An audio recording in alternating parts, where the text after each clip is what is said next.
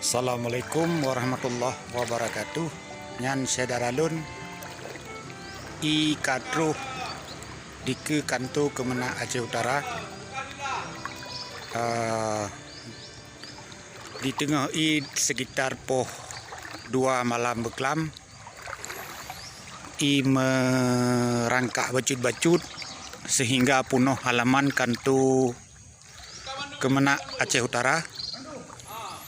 Dan kamu dalam rangka persiapan untuk menyambut HAP ternyata gagal untuk mengadakan upacara. Dan suasana di depan gedung PL HUT dan kantor Kementerian Agama Aceh Utara katergenang lom banjir. Dan bacut-bacut pertama dan hanapat tambendungi sekitar lokasi halaman Kementerian Agama. Demikian sedaralun. Assalamualaikum warahmatullahi wabarakatuh.